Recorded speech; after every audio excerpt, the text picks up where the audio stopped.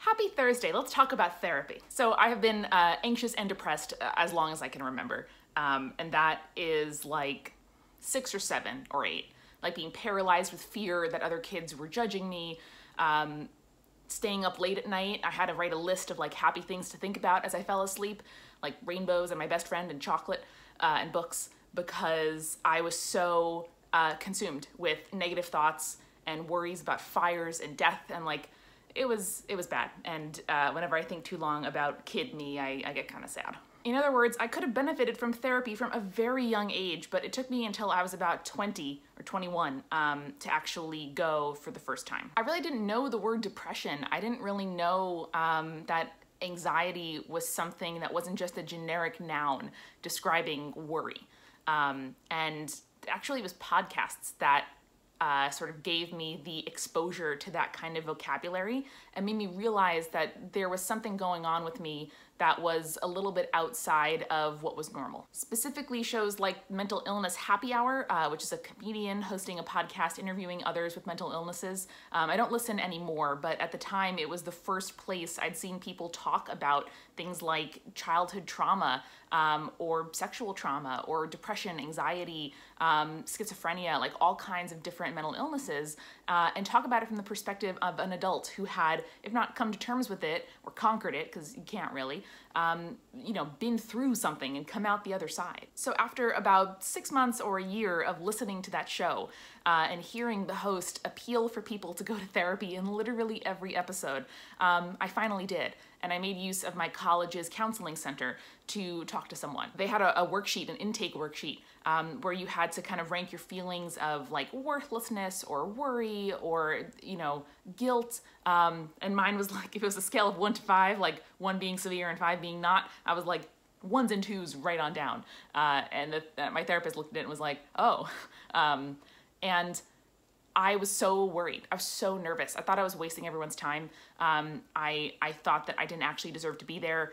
I was worried that, even though they said it was confidential, that it wouldn't be. But therapy was so helpful. And like 15 minutes into my first session, I described, my thought patterns, and my therapist was like, that sounds like a lot to deal with. Like, wow. And just kind of compassionate and empathetic.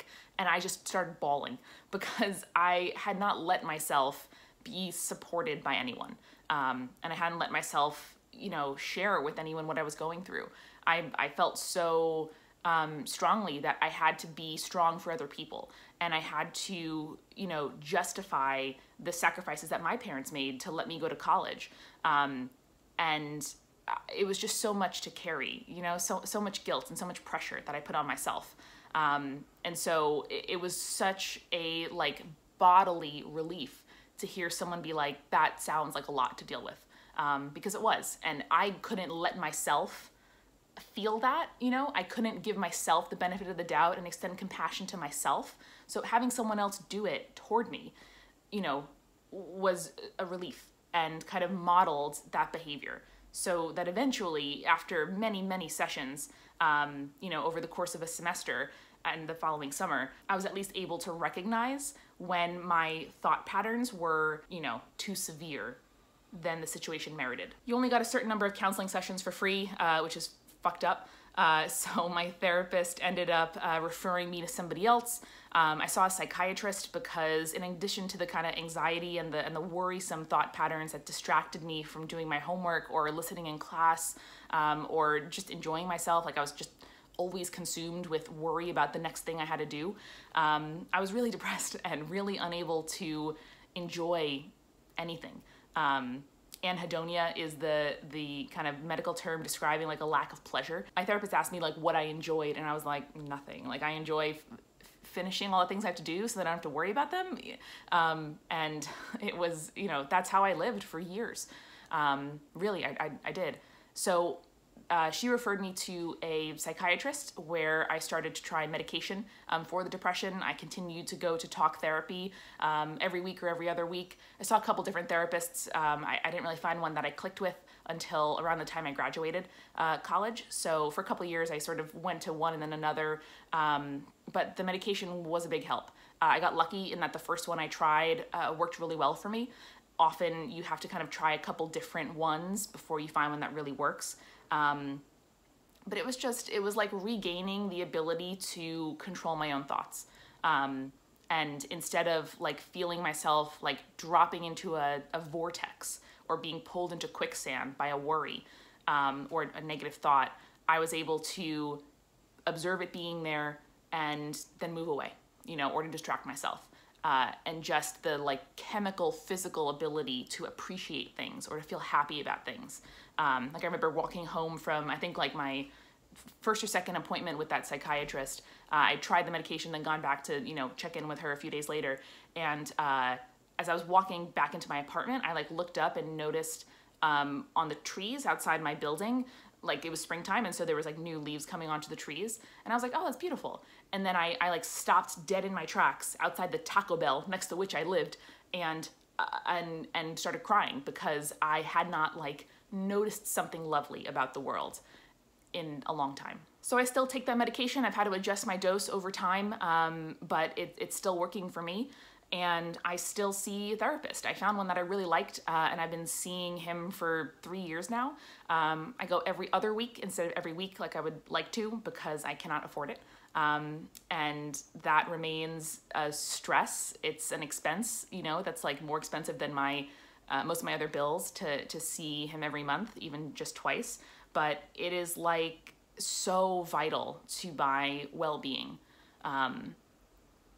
Therapy is somewhere that I can think about myself and confess thoughts that I'm ashamed of, and have someone else help validate to me what's important and what's not. And I couldn't, like, doing that with people in my life is not enough, talking to my friends, my family, my partner, everyone I have a relationship with that's outside, like the context isn't just me. My therapist is only there to care about me, and to help me understand more about myself. And he's a nice person, and I hope he's well, and like I asked about his kids and stuff, but I'm not responsible for him. And that's something that I am really grateful that people on podcasts talked about, because I was like, oh, I'm wasting my therapist's time. They won't want to hear this. This is not what they are here for. People need them other than me. But that's not true. Every single person can benefit from therapy. Every single therapist, this is their job. They're here to help people. They're here to listen to you. And if they're not the right fit, they'll tell you and help you find someone better.